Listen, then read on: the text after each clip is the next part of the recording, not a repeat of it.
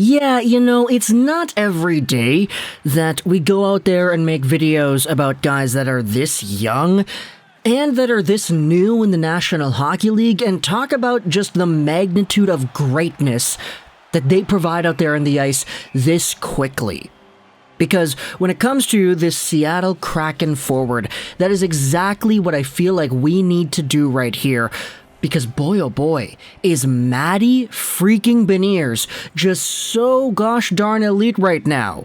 And it's to the point that I know in the short term it's easy to say, oh look, he's doing better than Power. Should have been first overall. Look at him, he's better than Power. But of course, these guys are only 19, 20 years old. It's a little bit early to do that. But of course, there still is the straight up just numbers, the overall play, the short-term development, etc., that you could go out there and talk about, which is kind of what I wanted to do here.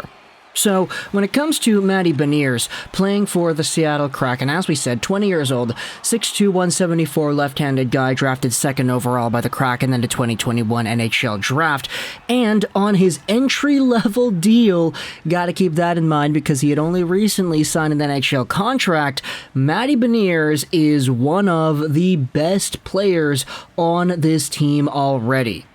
We had talked about how he was under a point per game with the Kraken in the stint he had towards the end of last season. 9 points, 10 games. I was kind of in the mindset that said, hey, Beniers was so good with the Kraken already, not just because of the point production. Everybody saw the points and they said, oh yeah, look at that, he's a good player.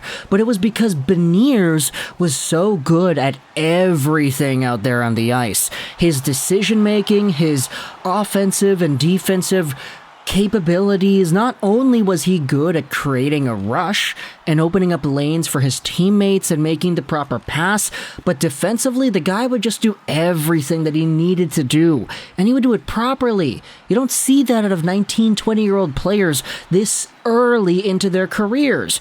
Not only was he good at making things happen in the offensive zone, but defensively you didn't see this guy make too many mistakes.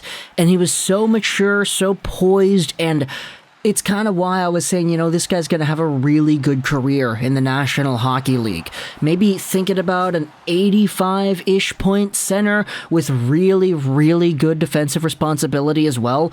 I can understand if you want to go out there and take a guy like that second overall. It's why he was so highly touted to go in the draft in the first place.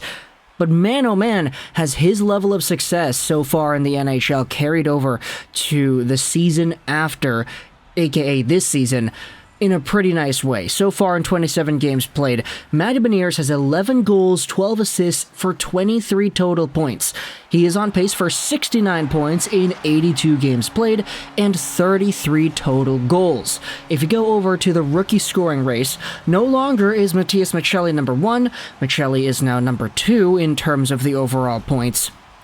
Beniers is won by a pretty big long shot. After that, you do have Maccelli, Perfetti, Quinn, Calen Addison, Kent Johnson, Peterka, McTavish, Zetterlund, Pinto, and then a few other guys afterwards. But Matty Beniers has himself the Calder on lock, unless Logan Thompson goes out there for Vegas and posts up 10 straight shutouts. That's really the only situation where I see Thompson going out there and proving himself to be better. But, of course, Beniers going out there and maybe crapping the bed and not scoring anymore might do it as well. It just kind of depends on what floats your boat. But the reason I'm also making this video is because we had ourselves the Athletics player cards come out. This was done earlier in the week where they had several player cards for several really good players in the NHL published and put online. Matty Beniers had himself his player card available, and you can see that from the Athletics overall analysis, even though Beniers is making $900,000 in the NHL right now, his market value, so the probable amount of money that he should be making based off of how good his play has been, he's an $8.2 million player. And here's why. If you go over to his ice time, okay, he's averaging 16.8 minutes of ice time per game. He's in the top 24 percentile of NHL players. He's projected to getting 27 goals. That's in the top 15 percentile of NHL players. He's on pace to having 62 points. And I know it's not a direct mathematical comparison because the elite prospect says he's on pace for 69 points.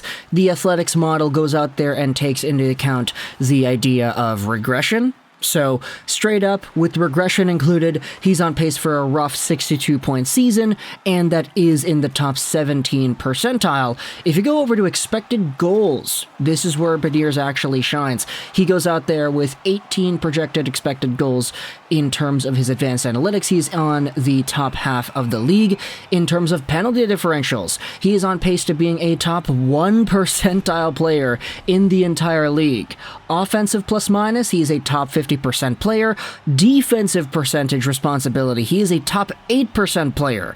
Going down to his usage, he is in the bottom 18% of the league. And game score value added, he is in the top, the top 15% too. So Beniers, just taking a look at the advanced analytics, is one of the most underrated players in the entire league. And in fact, this player card was posted onto the Seattle Kraken subreddit. That's why I'm sharing it with you here today, because it's, publicly available. Let's go over onto the comments and read what Six Semper Tyrannis has to say about these player cards. You can check out all the players on the Kraken here, and then there's a link to the page. You could also see the team's overall card here, too. Both pages get updated throughout the year, so bookmark them and check back as the season progresses. The two most important numbers to look at are GSVA, Game Score Value Added, and Market Value. Game Score Value Added measures how many wins a player is expected to contribute to their team over a season over a generic 13 forwards or 17 defenseman replacement level player. Market value is how much they should be paid based on their performance. Surplus value is underpaid and great, and negative value is overpaid and bad. Here's a short list of market values on the top Kraken players. Ranked by surplus value, Beniers is playing $7.3 million over his regular amount. McCann is playing $4.5 million. Sprong is making 4.7 less than he should be making, etc., etc. And if you go over to some of the other comments here, I wanted to talk about what AMS Reg goes out there and says, I think I'm most impressed with the defensive rankings on our top 9 forwards. That's an unflashy aspect of the team that really has been contributing to our success this year.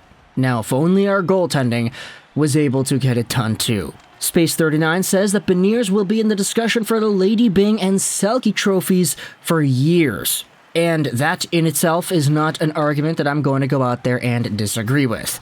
Compare this with Owen Power, whose player card I'm not going to go out there and pull up, but if you take a look at Power and his season, he's got 10 points in 28 games played, on pace for 29 on the season. Obviously, Buffalo is in a little bit of a different spot. They're not relying on Power to being a number 1 guy just yet, because they have Rasmus Dahlin.